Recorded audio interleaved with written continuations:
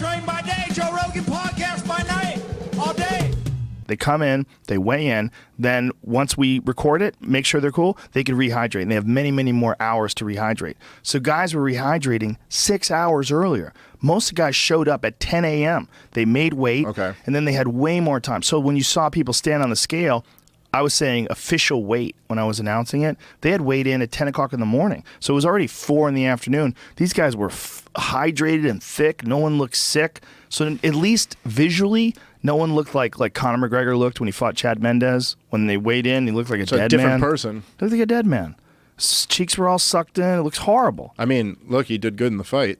Yeah. But he really did. He cuts a lot to get to 145. He's a big boy. Yeah, he's a big boy. He's way bigger than like Jose Aldo. And Jose Aldo was cutting a lot at one point in his career. By the way, I've never, and I'm a hardcore fan, I've never enjoyed a fight more than I enjoyed Nate Diaz, Conor McGregor. I've never lost my mind so much at the end of the fight. I mean, I'm like a huge Diaz fan. Yeah. And that was just incredible. I mean, on 10 days' notice. Yep. Well, that whole that two-fight event, the two fights, the final fights, the Holly Holm Miesha Tate was one of the most exciting endings to any fight ever. When Miesha took Holly down in the 5th round, a fight where she was losing, it took her back and choked her. That's insane. Yeah, I read an article today where someone was saying that that Miesha had lost virtually every second. It was from a guy I respect, a writer. And she won the second round. I was like, what are you talking about? The second round, she took her down and pounded her. I think didn't they give her a 10-8? Yes. The judges gave, and they should. She dominated. So I read this article. This ESPN writer wrote it, and I was like, "Wait a minute, man! Come on, you can't say that. Like, why are you saying that? Like, that's silly hyperbole. Right? Like, it doesn't even make any sense."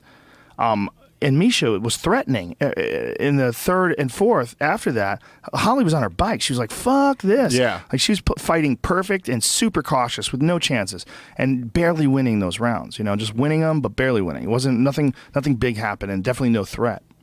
So that victory when Miesha Tate choked out Holly and Holly's punching in the air, like how fucking dramatic is that? Going out cold, punching in the air while she's going out. And then Nate beating up Conor in that 2nd round after he gets fucked up in the 1st round, beating him up in the 2nd round and then choking him. Yeah. Insane. Probably two of the most exciting finishes to any fight ever. And the Conor thing was just insane because he was on a tear. That was like, one of the biggest tears in MMA history.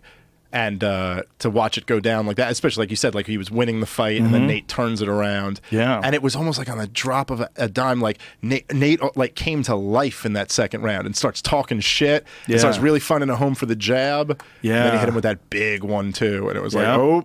Well, Nate has a snake-like 1-2 too. He like whap whap, and then he like slithers around. You can't find him with a counter. He's really good. And there's no one worse than Nate or Nick Diaz to get hurt by in a fight. Because once they hurt you, they just they push a pace. And then when you get hurt, they like pick it up and pick it up. And then all of a sudden, I mean, before you know it, Conor's hit like 25 fucking times on the feet and he's shooting for a takedown. Well, those guys are always doing triathlons. So even though Nate is like, he was taking that fight in 11 days notice and he wasn't in shape, he's still in way better shape than most people. So like him going 5 rounds is not unfeasible. It's not outside of the realm of imagination. He's in shape. He's just not in the kind of shape that he's going to be when they have a rematch. And that becomes a real fucking problem. Dude, I think he's going to beat him up again. Well, what Nate said, he goes, if I had a camp, he wouldn't have fucking touched me. He goes, my plan was to go out slow in the 1st round. And he came out fast in the 1st round. So I got tagged a couple times, but that's so cool. That's cool. Stick to the plan.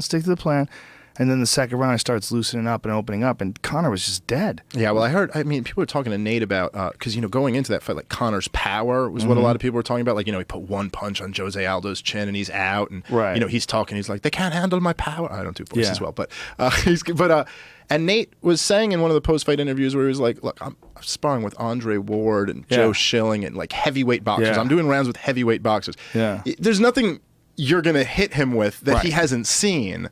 Or kind of dealt with when he's. I mean, you're not like talking like Andre Ward and Joe Schilling, like decent strikers. You're saying literally the best. The best. Yeah. The best in boxing and the best in kickboxing. Well, Joe Schilling cuts weight to kickbox at 185 pounds and knocks dudes dead. Yeah. Dead with one punch. So that guy is sparring with Nate on a regular basis. Andre Ward, who is one of the best fucking boxers on the planet Earth, one of the slickest, said that Nate gives as good as he gets when they spar. Yeah. That's crazy. And I think Joe Schilling, I might be getting there, but I think Joe Schilling said he's never hurt either one of them in a sparring session. I think he said that on Fighter and the Kid. Yeah, I believe it, man. Tough fucking dudes, man.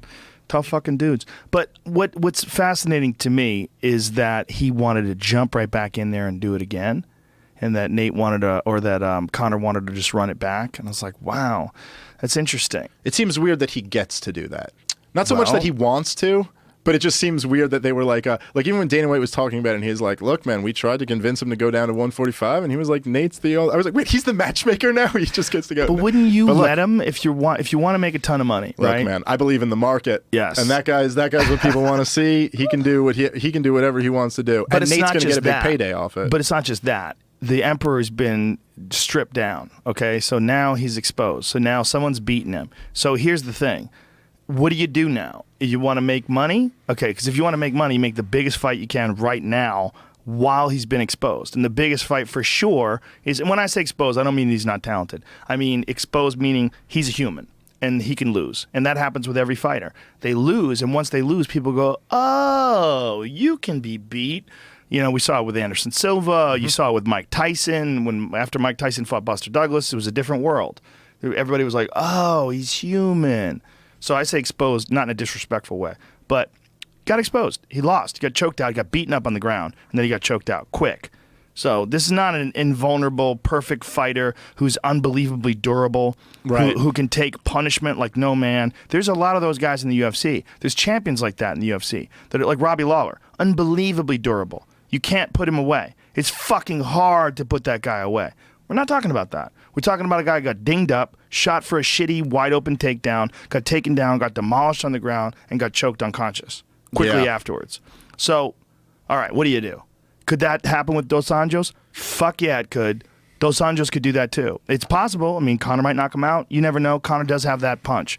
But you got to put him in against Nate again because that's the big money rematch. And if this guy turns out to be a guy who's going to win some and lose some, and the beginning of his career, this unbeatable, wild Celtic warrior character, right? That's all gone. But he's champ. He's still got a belt at 145. Yeah. So it's almost kind of a weird position for now. But I mean, here's my question: when I say for now, can he really keep making that weight? That's what I'm saying. Well, I've wondered about that too. I've had some people have argued with me saying like, no, he can make the weight because he was what was he 169 against Nate? Yeah. So they're saying he basically that's what he starts at, and he can just cut down from there. That's a lot. But look what he looked like at the weigh-in. Yeah. So maybe he can. I mean, he definitely can do it. It's physically possible. I was so looking forward to the press conference though, just because I can't. You know, you've got this guy in Conor who's like the ultimate shit talker, and then you've got Nate who, I mean, the dynamic at the first press conference was amazing. Yeah, it was amazing. And at that moment when he was just like kind of talking circles around Nate, and Nate just broke, and he goes, "How about this? Fuck you, fuck your belt, fuck this press conference." Like Nate just went gangster on him. Yeah, but now.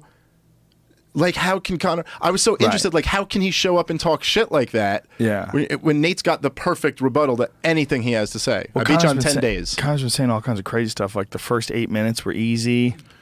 Yeah, what? Yeah, but here's the difference between the first 8 minutes and the last 3 minutes. Yeah. The last 3 were a lot worse. Yeah, they were awful. Like, you got fucked up, man. You got to just accept that. But that's part of his thing is that he has to, like... look at things in the most positive light possible, and man, I don't know. I think stylistically, it's a troublesome fight for him because Nate is a very clever boxer, and his ground game is a world away from where Conor is right now. And I've seen Nate roll with guys. He's a fucking legit, very high-level Brazilian Jiu-Jitsu black belt under a very respected camp. His cardio is outstanding. His boxing's nasty. So where's Conor shining? The only way, I think, I mean, I guess there's, you know, it's really hard to like fight a Diaz brother and beat them. You know, usually when people beat them, it's kind of like they really stick to a strategy. You got to kind of take them down and avoid submissions or like leg kick and circle a whole Dos bunch. Anjos beat him up in that way. But you know what? There's also different... He didn't show up. Well, there's also, you know, different camps. You know, you're coming in, who knows what kind of fucking injuries you're dealing with. You know, you see a guy like Nate come in and look really kind of lackadaisical against... Rafael dos Anjos. Then you see him come back and look shredded against Michael Johnson and look sensational. So you go, okay, that's what he's capable of when he's on and focused. You got to be ready for that guy. And I think that's the best he's ever looked, was that Michael Johnson fight. Yeah, you can't think that the guy who lost to dos Anjos is showing up. You got to think that the guy that came out and swarmed Cowboy in the first round is coming. Like, that guy's a clever fucking boxer. Yeah. So where does Conor shine? Knockout power. That's where he shines. Like, Conor can dead dudes. He can, but he couldn't do it. Yeah, they're tough to hit. They have great head movement and great chins, and they roll with punches. Well, the only guy to ever stop Nate was Josh Thomson, and Josh did it with a brutal head kick. And Josh Thomson, to this day, I say, is one of the most underrated guys. He just the stars did not align for him, but he could have easily been a UFC champion. He was champ in Strikeforce, right? Yeah, and with Gilbert, and him and Gilbert went back and forth. Josh Thompson's a world-class fighter. So when Josh Thompson head kicked him, it's like Josh could do that to anybody in that division. If he catches you, you're fucked. He's older now, and he's just. I think he's a guy that, like I said, the stars didn't perfectly align for him, but skill-wise and technique-wise, he's a fucking world-class fighter. So when he knocked out Nate Diaz, it's not necessarily an indication that Nate Diaz is done. Because just, that's how good Josh Thomson is. Yeah. And at the time. And then so Nate rebounds from that. And I think you look at the losses, like the Dos Anjos fight, and you look at the Josh Thomson fight, and you go, how good is he? I could beat that guy. But then you look at the Michael Johnson fight, and you go, ooh, that guy's fucking dangerous. Jim Miller, Cerrone, exactly. A lot of these fights where he was just unbelievable. Yeah. And I think... it's one of those things where styles make fights, and Conor really got in people's heads by talking shit. And I felt like going in, I was like, I don't think you're going to get in Nate's head by talking shit. He's not that guy. Yeah. How about this? My crew will fuck up your whole crew.